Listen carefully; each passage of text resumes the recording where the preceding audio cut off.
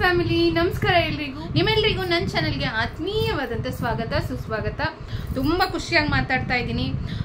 ನೀವೆಲ್ಲ ಕೇಳ್ತಾ ಇದ್ರಿ ಯಾವ ಪಾಪು ಆಯಿತು ಅಂತ ಹೇಳಿ. ನನಗೆ ಒಬ್ಬೊಬ್ಬರಿಗೆ ಪರ್ಟಿಕ್ಯುಲರ್ ಆಗಿ ನನಗೆ ರಿಪ್ಲೈ ಮಾಡೋಕ್ಕಾಗಲಿಲ್ಲ, ದಯವಿಟ್ಟು ಕ್ಷಮಿಸ್ಬಿಡಿ.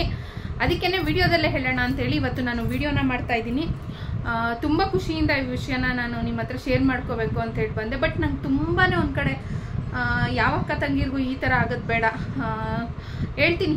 ಯಾಕೆ ಸ್ವಲ್ಪ ಬೇಜಾರಾಗುತ್ತೆ, ಒಂದು ಕಡೆ ಖುಷಿ, ಇನ್ನೊಂದು ಕಡೆ ತುಂಬಾ ದುಃಖ ಯಾವ ವಿಷಯಕ್ಕೆ ಅಂತ ಹೇಳಿ ಹೇಳ್ತೀನಿ. ಬಟ್ ಖುಷಿ ವಿಷಯ ಯಾವ ಮಗು ತುಂಬ ಡ್ರ್ಯಾಗ್ ಮಾಡೋಕ್ಕೆ ಹೋಗಲ್ಲ ವಿಡಿಯೋದಲ್ಲಿ. ಯಾವ ಪಾಪು ಆಯಿತು ಅಂದರೆ ನಾನು ಇನ್ನು ಫೈನಲ್ ಆಗಿ ಇನ್ನಷ್ಟೇ ನಮ್ಮ ಮನೇಲಿ ನೆಕ್ಸ್ಟ್ ಇನ್ಯಾವ ಬೇಬಿನೂ ಇಲ್ಲ. ಲಾಸ್ಟ್ ಈ ಮಗುನೇ ನಮಗೆ. ಸೊ ಈ ಪಾಪುನ ಈ ಮಗು ದೊಡ್ಡದಾದರೆ ಆಯಿತು.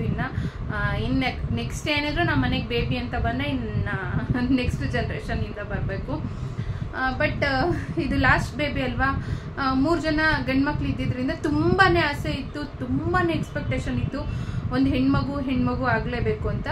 ಬಟ್ 5ನೇ ತಿಂಗಳಲ್ಲಿದ್ದಾಗ ನಾನು ಸ್ಕ್ಯಾನಿಂಗ್ ರಿಪೋರ್ಟನ್ನು ನೋಡಬೇಕಾದ್ರೆ, ಟ್ಯಾಲಿ ಮಾಡಿ ನೋಡಬೇಕಾದ್ರೆ ನನ್ನ ಫ್ರೆಂಡ್ ಒಬ್ರು ಕೂಡ ವಿಡಿಯೋ ಹಾಕಿದ್ರು. ಅವ್ರಿಗೆ ಒಂದು ಬಾಯ್ ಬೇಬಿ ಇದೆ, ಒಂದು ಗರ್ಲ್ ಬೇಬಿ ಇದೆ. ಅವ್ರಿಗೆ ಕಂಪ್ಯಾರಿಸನ್ ಮಾಡಿ ವಿಡಿಯೋನ ಹಾಕಿದ್ರು. ಯಾವ ಒಂದು ಪೊಸಿಷನ್ ಆಗಿರ್ಬೋದು, ಅದೆಲ್ಲ ಹೇಗೆ ಏನು ಅಂತೇಳಿ ನಾನು ಆ ವಿಡಿಯೋ ನೋಡಿ ನಾನು ಚೆಕ್ ಮಾಡಿದಾಗಲೂ ಕೂಡ ಬಾಯ್ ಬೇಬಿ ಅಂತ ತೋರಿಸ್ತು. ಬಟ್ ಆದರೂ ಕೂಡ ಕೆಲವೊಮ್ಮೆ ನಾವು ಹಾಗೆಲ್ಲ ಪ್ರಿಡಿಕ್ಟ್ ಮಾಡೋಕ್ಕಾಗಲ್ಲ ಅಲ್ವಾ. ನೋಡೋಣ ಅಂತ ಅಂದ್ಕೊಂಡು ಎಲ್ಲೋ ಒಂದು ಕಡೆ ತುಂಬ ಆಸೆ ಇತ್ತು, ಗರ್ಲ್ ಬೇಬಿ ಆಗಬೇಕು ಅಂತೇಳಿ. ನಾವು ಕುಕ್ಕೆಗೆ ಹೋಗಿದ್ವಲ್ಲ, ಅವಳಿಗೆ ಇನ್ನೂ ಡೆಲಿವರಿ ಟೈಮ್ ಇತ್ತು. ಬಟ್ ಅದಕ್ಕಿಂತ 1 ವೀಕ್ ಮುಂಚೆನೆ ಬಂದು ಮನೆಯಲ್ಲಿ ಅಂದರೆ ಇಲ್ಲಿ ಹಾಸ್ಪಿಟಲಲ್ಲಿ ತೋರಿಸ್ತಾ ಇದ್ರು. ಅಲ್ಲಿ ಹೋದಾಗ ಇನ್ನೂ ಟೈಮ್ ಇದೆ ಅಂತ ಅವ್ರು ಹೇಳ್ತಾ ಇದ್ರು. ಆಮೇಲೆ ಟೈಮ್ ಇದೆ ಬಿಡು ಡೆಲಿವರಿಗೆ ಅಂತ ಹೇಳಿ ನಾವು ಕುಕ್ಕೆಯಲ್ಲಿ ಒಂದು ಪೂಜೆ ಮಾಡಿಸೋದಿತ್ತು. ಸೊ ಹಂಗಾಗಿ ನಾವು ದೇವಸ್ಥಾನಕ್ಕೆ ಹೋಗಿ ಬರೋಣ ಅಂತ ಹೇಳಿ ಅಲ್ಲಿ ಹೋಗಿದ್ದೀವಿ. ಬೆಳಗ್ಗೆ ಪೂಜೆ ಇದೆ. ಆ ಟೈಮಿಗೆ ಕಾಲ್ ಬಂತು, ಬಿಂದುಗೆ ಡೆಲಿವರಿ ಪೇನ್ ಸ್ಟಾರ್ಟ್ ಆಗಿದೆ, ಹಾಸ್ಪಿಟಲ್ ಕರ್ಕೊಂಡು ಹೋಗ್ತಾ ಇದ್ದೀವಿ ಅಂತೇಳಿ. ನಾನು ಆಸ್ಪತ್ರೆ ವಿಷಯದ ಬಗ್ಗೆ ಪ್ರೆಗ್ನೆಂಟ್ ಇರೋ ಹೆಣ್ಮಕ್ಳಲ್ಲಿ ಒಂದು ಅವೇರ್ನೆಸ್ನ ಕ್ರಿಯೇಟ್ ಮಾಡಬೇಕು. ಎಷ್ಟೋ ಜನ ಹೆಣ್ಮಕ್ಳು ಗೊತ್ತಿರಲ್ಲ. ಅದರಲ್ಲೂ ಮುಖ್ಯವಾಗಿ ಬಡವರು ಇರೋವಂಥ ಹೆಣ್ಮಕ್ಳು ಅಥವಾ ಮಿಡಲ್ ಕ್ಲಾಸ್ ಫ್ಯಾಮಿಲಿನಲ್ಲಿ ಇರೋವಂಥ ಹೆಣ್ಮಕ್ಳು. ಸೊ ನಾನು ಅವರಿಗೋಸ್ಕರ ನನ್ನ ಹಾಸ್ಪಿಟಾಲಿಟಿ ಬಗ್ಗೆ ನಾನು ಒಂದು ವಿಡಿಯೋನ ಮಾಡ್ತೀನಿ. ದಯವಿಟ್ಟು ಆ ವಿಡಿಯೋನ ನೋಡಿ. ಯಾಕಂದರೆ ಈ ವಿಡಿಯೋದಲ್ಲಿ ನಾನು ಹೇಳ್ತಾ ಇಲ್ಲ, ಆಸ್ಪತ್ರೆ ಬಗ್ಗೆ ಹೇಳ್ತಾ ಇಲ್ಲ. ಡೆಲಿವರಿ ಪೇಯ್ನ್ ಬಂದಿದೆ ಅಂತ ಹೇಳಿದ್ರು. ನನಗೆ ಏನು ಮಾಡ್ಬೇಕಂತ ಗೊತ್ತಾಗಲಿಲ್ಲ. ಯಾಕಂದರೆ ಚಿರುಟದಾಗ ನಾನು ಅಲ್ಲೇ ಅವಳ ಪಕ್ಕ ಇದ್ದೆ. ನನ್ನ ಮನಸ್ಸು ತಡೆಯೋದೇ ಇಲ್ಲ. ಹಿಂಗೆ ನಂಗೆ ತಂಗಿ ಡೆಲಿವರಿ ಪೇಯ್ನ್ ಸ್ಟಾರ್ಟ್ ಆಗಿದೆ ಅಂದರೆ ನನಗೆ ಮೊದಲು ನಮ್ಮ ಅಮ್ಮಂಗೆ ಬೇಕಾದ್ರೆ ಮಕ್ಕಳನ್ನ ನೀನು ನೋಡ್ಕೊಂಡು ನಾನು ಅವ್ರ ಜೊತೆ ಹೋಗ್ತೀನಿ ಅಂತೇಳಿ ಹೇಳ್ಬಿಟ್ಟು ಹೊರಟೋಗ್ಬಿಡ್ತೀನಿ. ಆ ಥರ ನಂಗೆ ಮನಸ್ಸು. ಅವಳಿಗೂ ಅಷ್ಟೇ, ನಾನಂದರೆ ಅಷ್ಟಿಷ್ಟ, ನನಗೂ ಅಷ್ಟೇ. ಅವಳಂದರೆ ಅಷ್ಟಿಷ್ಟ, ಅಕ್ಕ ತಂಗಿರಂದರೆ ಕೇಳಬೇಕಾ. ಬಟ್ ನಾನು ಅಲ್ಲಿದ್ದೀನಿ, ಇವಳು ಡೆಲಿವರಿ ಪೇಯ್ನ್ ಸ್ಟಾರ್ಟ್ ಆಗಿದೆ. ಆಗ ಕಾಲ್ ಮಾಡೋದು, ಅಪ್ಡೇಟ್ ಕೊಡೋದು ಮಾಡ್ತಾಯಿದ್ರು. ಪಾಪ ಎಷ್ಟು ಪೇಯ್ನ್ ತಿಂದಿದ್ದಾಳೆ ಅಂದರೆ ವಾಟರ್ ಬ್ರೇಕ್ ಆಗಿತ್ತು ಮೊದಲನೇ ಬೇಬಿ ಡೆಲಿವರಿ ಟೈಮಲ್ಲೂ. ಬಟ್ ಈ ಟೈಮಲ್ಲೂ ಕೂಡ ಅಷ್ಟೇ ವಾಟರ್ ಬ್ರೇಕ್ ಆಯಿತು ಅಂಥೇಳಿ. ಅದು ನೀರು ಹೋಗ್ಬಿಟ್ರೆ ಮಗು ಸುಸ್ತಾಗುತ್ತೆ ಹೊಟ್ಟೆನಲ್ಲಿ. ಸೊ ವಾಟರ್ ಬ್ರೇಕ್ ಆಗಿದೆ. ಇಲ್ಲಿ ನಮ್ಮೂರಲ್ಲಿ ಹೋದರೆ ಅಲ್ಲಿ ಆಗಲ್ಲ ಅಂತೇಳಿ ಸರಿಯಾಗಿ ಕೈ ಎತ್ತಿದ್ದಾರೆ. ಆಮೇಲೆ ಯಾಕಂದರೆ ಇಲ್ಲಿ C-ಸೆಕ್ಷನ್ನು ಕೂಡ ಮಾಡ್ತಾರೆ, ಆಪ್ರೇಷನ್ ಸಿಸರಿಯನ್ ಕೂಡ ಮಾಡ್ತಾರೆ, ಮತ್ತು ನಾರ್ಮಲ್ ಡೆಲಿವರಿ ಕೂಡ ಮಾಡ್ತಾರೆ. ನಾವು ಕೂಡ ಇರಲಿಲ್ಲ, ಈ ಟೈಮ್ಗೆ ಇಲ್ಲಿ ಆಗಲ್ಲ ಅಂತೇಳಿ ಸರಿಯಾಗಿ ಕೈ ಕೊಟ್ಟಿದ್ದಾರೆ. ಆಮೇಲೆ ಆಪ್ಷನ್ ಇಲ್ಲ, ಬೇರೆ ಕಡೆ ಬರ್ಕೊಟ್ಟಿದ್ದಾರೆ ಹಾಸ್ಪಿಟಲ್ಗೆ. ಸೊ ಅಲ್ಲಿ ಹೋಗಿ ಅಲ್ಲಿ ಎಷ್ಟೋ ಜನ ನಂಗೆ ಪೇಯ್ನ್ ತಡೆಯೋಕ್ಕಾಗಲ್ಲ, ನನಗೆ C-ಸೆಕ್ಷನ್ ಮಾಡಿಬಿಡಿ, ಆಪ್ರೇಷನ್ ಮಾಡಿಬಿಡಿ ಅಂಥೇಳಿ ಎಷ್ಟೋ ಜನ ಕೇಳ್ಕೊತಾ ಇದ್ರಂತ. ಬಟ್ ಇವಳು ಇಲ್ಲ, ನಂಗೆ ನಾರ್ಮಲ್ ಆಗಬೇಕು ಅಂತೇಳಿ ತುಂಬ ಟ್ರೈ ಮಾಡಿದ್ದಾಳೆ. ಒಂದು ಟ್ಯಾಬ್ಲೆಟನ್ನು ಕೊಟ್ಟು ಪೇಯ್ನ್ ಬರೆಸಿ, ಆಲ್ರೆಡಿ ವಾಟರ್ ಬ್ರೇಕ್ ಆಗಿತ್ತು, ಸ್ವಲ್ಪ ನೋವಿತ್ತು ಅವಳಿಗೆ. ಬಟ್ ಪೇಯ್ನ್ ಬರೋದಕ್ಕೆ ಅಂಥೇಳಿ ಟ್ಯಾಬ್ಲೆಟನ್ನು ಕೊಟ್ಟಿದ್ದಾರೆ. ಒಂದು 12 ಗಂಟೆಗೆ. ಸಂಜೆ 6 ಗಂಟೆ ಆದರೂ ನೋವು ತಿಂತಾನೆ ಇದ್ದಾಳೆ. ಅದು ಹೇಳೋಕ್ಕಾಗಲ್ಲ. ನಾನು ಫೋನಲ್ಲೇ ಕಾಲ್ ಮಾಡಿ ಮಧ್ಯೆ ನಂಗೆ ಪೂಜೆ ಟೈಮಲ್ಲಿ ಬ್ರೇಕ್ ಸಿಕ್ಕಿದಾಗೆಲ್ಲ ಕೇಳ್ಕೊಳ್ತಾ ಇದ್ದೆ.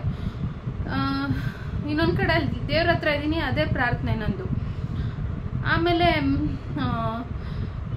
ನಿಮ್ಗೆ ಗೊತ್ತು, ನಮ್ಮ ಹಿಂದೆ ಗುರು ಇರಬೇಕು, ಮುಂದೆ ಗುರಿ ಇರಬೇಕು ಅಂತ ಹೇಳ್ತಾರೆ. ನನ್ನ ಲೈಫಲ್ಲಿ ನನಗೊಬ್ಬರು ಗುರುಗಳಿದ್ದಾರೆ, ರಜನಿ ಅರವಿಂದ್ ಅವರು. ನನ್ನ ಗುರುಗಳೇ ಈ ಥರ ಆಗಿದೆ ಪರಿಸ್ಥಿತಿ ಅಂಥೇಳಿ. ತೀರಾಮಾನ ಏನಾದ್ರು ಒಂದು ತುಂಬ ಬಿಕ್ಕಟ್ಟಿನ ಪರಿಸ್ಥಿತಿ ಬಂದಾಗ ನಾನು ಅವ್ರಿಗೆ ಒಂದು ಮೆಸೇಜ್ ಕೊಡ್ತೀನಿ. ಅವ್ರು ಫ್ರೀ ಇದ್ದಾಗ ಅವರು ಸಾಧ್ಯ ಆದರೆ ಅವ್ರು ರಿಪ್ಲೈ ಮಾಡ್ತಾರೆ. ಮೆಸೇಜನ್ನು ಮಾಡಿ ಹೀಗೆ ಹೇಳಿದ್ದಕ್ಕೆ ನಂಗೆ ಗುರುಗಳು ಒಂದು ಟೈಮನ್ನು ಕೊಟ್ಟರು. ಕರೆಕ್ಟಾಗಿ 8 ಗಂಟೆಗೆ ಡೆಲಿವರಿ ಆಗಬೇಕಷ್ಟರಲ್ಲಿ. ಸೊ ಅದು ಫೈನಲ್. ಅದ್ರ ಮೇಲೆ ತುಂಬ ಪೇಯ್ನ್ ಕ್ಯಾರಿ ಮಾಡ್ತಾ ಇದ್ದಾರೆ ಅವರು. ಸೊ 8 ಗಂಟೆ ಅಷ್ಟರಲ್ಲಿ ಡೆಲಿವರಿ ಆಗಬೇಕು ಅಂತೇಳಿ. ಅಲ್ಲಿ ಹೆಣ್ಮಕ್ಳೇ ನೋಡೋದು ಜಾಸ್ತಿ ನನ್ನ ವಿಡಿಯೋ. ಈ ಸರ್ವಿಕ್ಸ್ 4 ಸೆಂಟಿಮೀಟರ್ ಅಂದರೆ ಸರ್ವಿಕ್ಸ್ ಅನ್ನೋದು ಸೊ ಮಗು ಬೇಬಿ ಹೊರಗಡೆ ಬರೋಕ್ಕೆ ಇಷ್ಟು ಇಂಚು ಅಂತೇಳಿ ಓಪನ್ ಅಪ್ ಆಗಬೇಕು. ಬಟ್ ಅವ್ರು ಪೇಯ್ನ್ ಇದೆ ಅಂಥೇಳಿ ಚೆಕ್ ಮಾಡಿಸಿದಾಗ ಅಲ್ಲಿ ಹೇಳಿದ್ರಂತೆ ಇನ್ನೂ 6 ಸೆಂಟಿಮೀಟರ್ಸ್ ಓಪನ್ ಆಗಬೇಕು, ಇನ್ನೂ 4 to 5 hours ಆಗುತ್ತೆ ಅಂತ ಹೇಳಿದ್ರಂತೆ. ಮತ್ತೆ ಅರ್ಧ ಟ್ಯಾಬ್ಲೆಟ್ ಕೊಟ್ಟಿದ್ದಾರೆ ಅವರು. ಇದ್ರ ಮಧ್ಯೆ 1 ಟ್ಯಾಬ್ಲೆಟು ಆಮೇಲೆ ಅರ್ಧ ಟ್ಯಾಬ್ಲೆಟ್ ಕೊಟ್ಟಿದ್ದಾರೆ. ಇನ್ನೂ 6 ಸೆಂಟಿಮೀಟರ್ಸ್ ಓಪನ್ ಆಗಬೇಕು, ಇನ್ನೂ 4 to 5 hours ಆಗುತ್ತೆ ಅಂತ ಹೇಳಿದ್ದಾರೆ. ನನಗೆ ನೀನು ಕರೆಕ್ಟಾಗಿ ಒಂದು 7:15 ಆ ಟೈಮಲ್ಲಿ ನೀನು ಅಂದರೆ ಪೂಜೆ ಇತ್ತು, ಪೂಜೆ ಮುಗಿಸ್ಕೊಂಡು ನೀನು ಇನ್ಫಾರ್ಮ್ ಮಾಡಿಬಿಡು ಅಂಥೇಳಿ ನನಗೆ ನನ್ನ ಗುರುಗಳು ಒಂದು ಮಾತನ್ನು ಹೇಳಿದರು.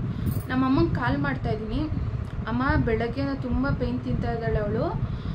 ಡಾಕ್ಟ್ರ್ ಕೇಳಿದ್ರಂತ ಅವಳಿಗೆ, ಎಲ್ಲರೂ ನೋವು ತಡೆಯೋಕ್ಕಾಗಲ್ಲ ಅಂತೇಳಿ ಆಪ್ರೇಷನ್ ಮಾಡಿಬಿಡಿ ಡಾಕ್ಟ್ರೆ ಅಂತ ಕೇಳ್ತಾರೆ, ನೀನೇನಮ್ಮ ನಾನು ನಾರ್ಮಲಿಗೆ ಟ್ರೈ ಮಾಡ್ತೀನಿ ಅಂತ ಹೇಳ್ತೀಯ, ಸರಿ ನೋಡೋಣ ಟ್ರೈ ಮಾಡೋಣ ಅಂತಲೇ ಹೇಳಿದ್ರಂತ ಅವರು. ಆಮೇಲೆ ನಮ್ಮಮ್ಮಂಗೆ ಕಾಲ್ ಮಾಡಿ ಹೇಳ್ತಾ ಇದ್ದೀನಿ, ಅಮ್ಮ ಹಿಂಗೆ ಬಿಂದುಗೆ 8 ಗಂಟೆ ಮೇಲೆ ಜಾಸ್ತಿ ಪೇಯ್ನ್ ತಡೆಯೋದು ಬೇಡಮ್ಮ, ಪಾಪುಗೂ ಇದಾಗುತ್ತೆ, 8 ಗಂಟೆ ಒಳಗೆ ಆಗುತ್ತೆ ಅಂತ ಹೇಳಿದ್ದಾರೆ. ನಮ್ಮಮ್ಮ ಹೇಳ್ತಾ ಇದ್ದಾರೆ ಇನ್ನೂ 6 ಇಂಚ್ ಇದಾಗಬೇಕು, 6 ಸೆಂಟಿಮೀಟರ್ ಇದಾಗಬೇಕಂತಮ್ಮ, ಇನ್ನೂ 4-5 hour ಅಂತಿದ್ದಾರೆ. ಇಲ್ಲಮ್ಮ ಈ ಟೈಮಿಗೆ ಹೇಳಿದ್ದಾರೆ ಇರಮ್ಮ ಅಂದು ಫೋನಲ್ಲಿ ಅಷ್ಟೇ. ಅಲ್ಲಿ ನಮ್ಮಮ್ಮ ಇದ್ದಾರೆ ಕರೆಕ್ಟಾಗಿ 7:57. ಸೊ ಆ ಟೈಮಿಗೆ ಇನ್ನೇನು 8 ಗಂಟೆಗೆ 3 ನಿಮಿಷ, ಲಾಸ್ಟ್ 8 ಗಂಟೆ ಅಂತ ಟೈಮ್ ಇದ್ದಿದ್ದು. 8 ಗಂಟೆಗೆ 3 ನಿಮಿಷ ಮಗು ಹುಟ್ಬಿಡ್ತು. ಆ ಟೈಮಲ್ಲಿ ನಮ್ಮಮ್ಮ ಅಲ್ಲೇ ಪಕ್ಕದಲ್ಲೇ ಇದ್ರಂತೆ. ಅವರು ಡಾಕ್ಟ್ರಿಗೆ ಆಶ್ಚರ್ಯ ಆಯ್ತಂತೆ. ಆ್ಯಕ್ಚುಲಿ ಇವಾಗ ಸ್ವಲ್ಪ ಹೊತ್ತಲ್ಲಿ ಟೆಸ್ಟ್ ಮಾಡಿದೆ, ಒಂದು ಅರ್ಧ ಗಂಟೆಯಲ್ಲಿ, ಇನ್ನೂ ಟೈಮ್ ಇತ್ತಲ್ಲ ಹಿಂಗೆ ಇಷ್ಟು ಬೇಗ ಆಯಿತು ಅಂತೇಳಿ. ಸೊ ಅವಳು ಹೇಳಿದ್ಲು ನನ್ನ ಹತ್ರ, ಇಲ್ಲ ನಾನು ಸತ್ತೇ ಬಿಡೋಣ ಅಷ್ಟೇ ಅಂತ ಅಂದ್ಕೊಂಡ್ಬಿಟ್ಟಿದ್ದೆ, ಬಟ್ ದೇವ್ರ ದಯೆ, ಗುರುಗಳ ಆಶೀರ್ವಾದ. ಸೊ ಮಗು ಆಯಿತು, ಮಗು ಡೆಲಿವರಿ ಆಯಿತು. ಆಮೇಲೆ ಯಾವ ಮಗು ಅಂತಂದರೆ ಗಂಡು ಮಗು. ಸೊ ಎಗೇನ್ ಮತ್ತೆ ಗಂಡು ಮಗು, 3 ಜನ ಗಂಡು ಮಕ್ಕಳಿದ್ರು, ಇದು ಕೂಡ ಗಂಡು ಮಗು. ನನಗೆ ಸ್ವಲ್ಪ ಅಳು ಬಂದಂಗಾಯ್ತು. ನನಗೆ ಯಾಕೆ ನಮಗೆ ಹೆಣ್ಮಕ್ಳನ್ನ ಸಾಕೋ ಇದೆ ಇಲ್ವಾ, ಯಾಕೆ ನಮ್ಮ ಮನೆಗೆ ಒಂದು ಹೆಣ್ಮಗು ಬರಲಿಲ್ಲ ಅಂಥೇಳಿ ನನಗೆ ಅಳು ಬಂದಂಗಾಯಿತು. ಆಮೇಲೆ ಸ್ವಲ್ಪ ತಾಳ್ಮೆಯಿಂದ ಯೋಚನೆ ಮಾಡಿ ನೋಡಿದೆ ನಾನು, ದೇವ್ರು ಏನೇ ಮಾಡಿದ್ರು ಒಂದು ರೀಸನ್ ಅಂತಿರುತ್ತೆ. ಸೊ ಯಾವ ಮಕ್ಕಳಾದರೂ ಕೂಡ ಒಂದೇ, ಗಂಡು ಮಗು ಆದರೂ ಒಂದೇ, ಹೆಣ್ಮಕ್ಳು ಆದರೂ ಕೂಡ ಒಂದೇ.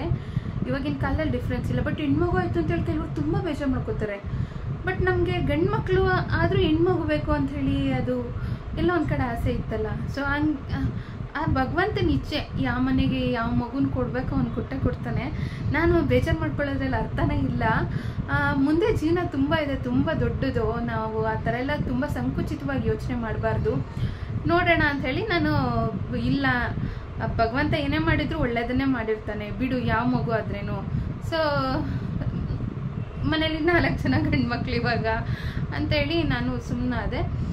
ಬಟ್ ಅಲ್ಲಿ ಪೂಜೆ ಎಲ್ಲ ಮುಗೀತಾ. ಪೂಜೆ ಎಲ್ಲ ಮುಗಿದ್ಮೇಲೆ ಅಲ್ಲಿ ಪುರೋಹಿತರ ಹತ್ರ ಕೇಳೋಣ, ಹಿಂಗೆ ತಂಗಿನ ಅಮ್ಮ ಮನೆಗೆ ಕರ್ಕೊಂಬರ್ತಾರೆ ಇನ್ನು ಡಿಸ್ಚಾರ್ಜ್ ಆದಮೇಲೆ.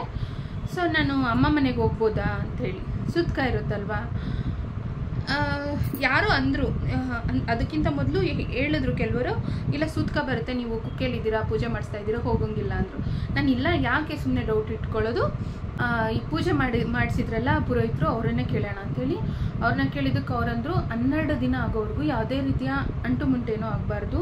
ಅಂದರೆ ಯಾವುದೇ ರೀತಿಯ ಸೂತ್ಕ ಇರೋದ್ರಿಂದ ನೀವು 12 ದಿನದವರೆಗೂ ನೀವು ಹೋಗೋಂಗಿಲ್ಲಮ್ಮ.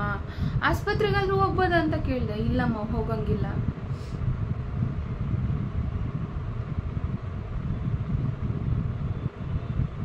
ಅಂತ ಹೇಳಿದ್ರು. ಅಲ್ಲಿಂದ ಬಂದಮೇಲೆ ಅಲ್ಲಿಂದ ನಾವು ನೆಕ್ಸ್ಟ್ ಡೇನೇ ಹೊರಟು ಬಂದ್ವಿ ಜರ್ನಿ ಎಲ್ಲ ಮುಗಿಸ್ಕೊಂಡು. ಬಟ್ ಅವರು ಡಿಸ್ಚಾರ್ಜ್ ಮಾಡಿರಲಿಲ್ಲ, 1 ವೀಕ್ ಇರಬೇಕಾಗಿ ಬಂತು ಅವ್ರ ಆಸ್ಪತ್ರೆಯಲ್ಲಿ. ಅಲ್ಲಿಂದ ಕರ್ಕೊಂಬಂದಿದ್ದ ದಿನ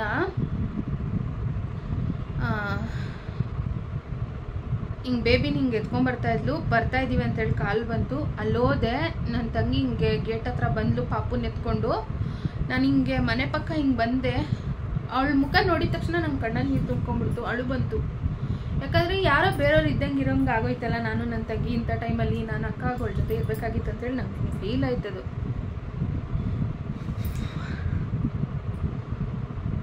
ಪಾಪುನ ಎತ್ಕೋಬೇಕಾಯ್ತು. ನಾನು ಆಡಬಾರ್ದು ಅಂತ ಅನ್ಕೊಂತೀನಿ, ಆದರೂ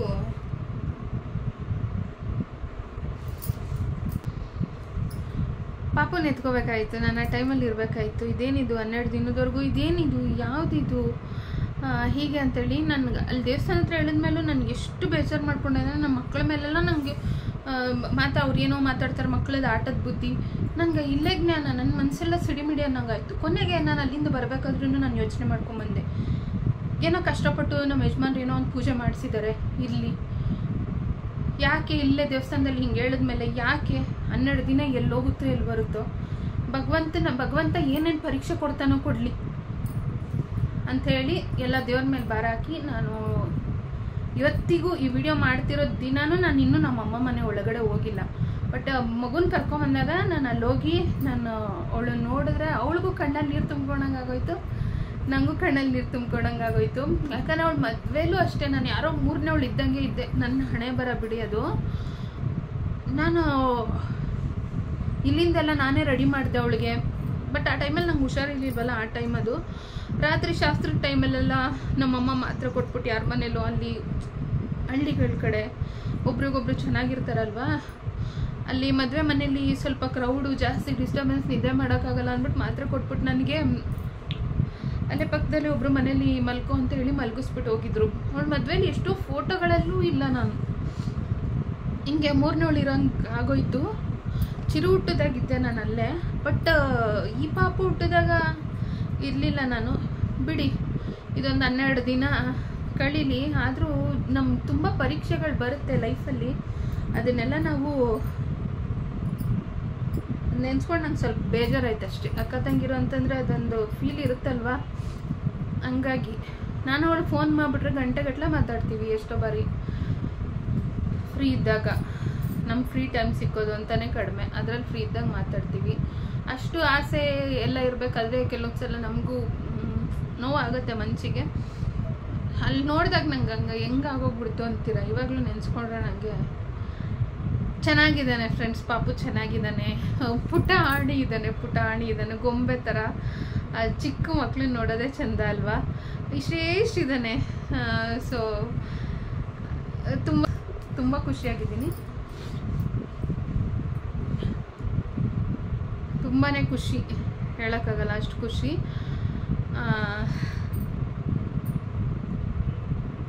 ಮಗು ಬಂದಿರೋದೇ ಒಂದು ಖುಷಿ, ಅದಕ್ಕಿಂತ ಇನ್ನೇನು ಹೇಳಲಿ.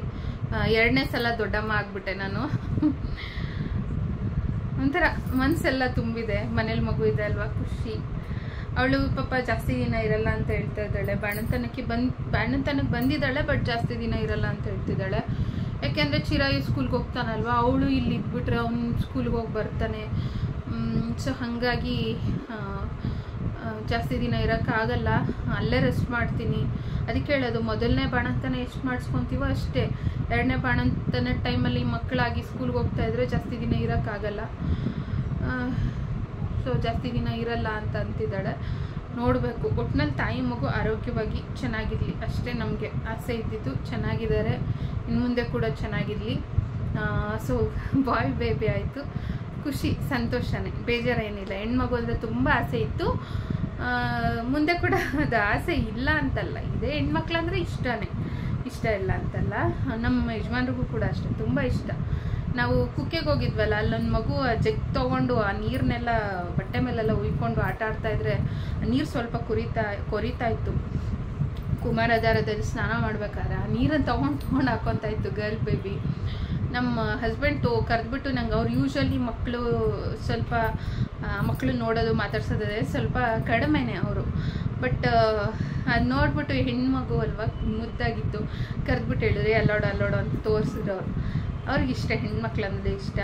ಬಟ್ ನಮ್ಮ ಮನೇಲಿ ಪರವಾಗಿಲ್ಲ, 4 ಜನ ಗಂಡು ಮಕ್ಕಳಿದ್ದಾರೆ.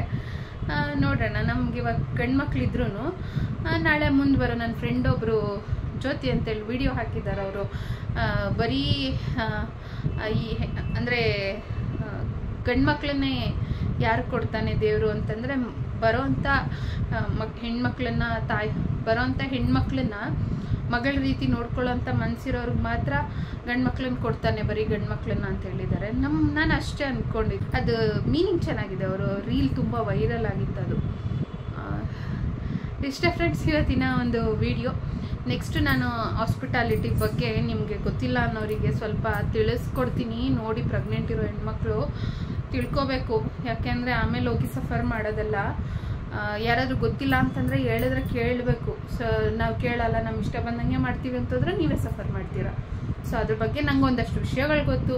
ಸೊ ಅದನ್ನು ಶೇರ್ ಮಾಡ್ತೀನಿ, ಅನುಭವಗಳನ್ನು ಹೇಳ್ಕೊತೀನಿ. ಆಸಕ್ತಿ ಇದ್ದವ್ರು ನೋಡಿ. ಮುಂದಿನ ವಿಡಿಯೋದಲ್ಲಿ ಆದಷ್ಟು ಬೇಗ ಮತ್ತೆ ಬರ್ತೀನಿ. ಖುಷಿಯಾಗಿರಿ, ನಗ್ನಗ್ತಾ ಇರಿ. ಇರೋದೊಂದೇ ಜೀವನ. ಹೊಟ್ಟೆ ತುಂಬ ಊಟ ಮಾಡಿ, ಕಣ್ ತುಂಬ ನಿದ್ದೆ ಮಾಡಿ. ಎಲ್ಲರಿಗೂ ಒಳ್ಳೇದಾಗಲಿ, ನಮ್ಮ ಪಾಪುಗೆ ಒಳ್ಳೇದಾಗಲಿ ಅಂಥೇಳಿ ವಿಶ್ ಮಾಡಿ. ಚೆನ್ನಾಗಿರಲಿ, ಆರೋಗ್ಯವಾಗಿರಲಿ ಅಂಥೇಳಿ. ಆರೋಗ್ಯವಾಗಿದ್ದಾರೆ ತಾಯಿ ಮಗು. ಮತ್ತು ಅಂಥ ಒಂದು ಸಂದರ್ಭದಲ್ಲಿ ನನ್ನ ಗುರುಗಳು ನನಗೆ ಒಂದು ಬ್ಲೆಸ್ಸಿಂಗನ್ನು ಕೊಟ್ಟು ಒಂದು ಧೈರ್ಯವನ್ನು ನೀಡಿದರು. ಅವರಿಗೂ ಕೂಡ ಈ ವಿಡಿಯೋ ಮೂಲಕ ಧನ್ಯವಾದಗಳನ್ನು ಅರ್ಪಿಸ್ತೀನಿ. Thank you all. ವಿಡಿಯೋ ಇಷ್ಟ ಆಗಿದ್ರೆ ಲೈಕ್ ಕೊಟ್ಟು ಕಮೆಂಟನ್ನು ಮಾಡೋದನ್ನು ಮರಿಬೇಡಿ. ಮುಂದಿನ ವಿಡಿಯೋದಲ್ಲಿ ಬರ್ತೀನಿ. ಬಾಯ್ ಬಾಯ್.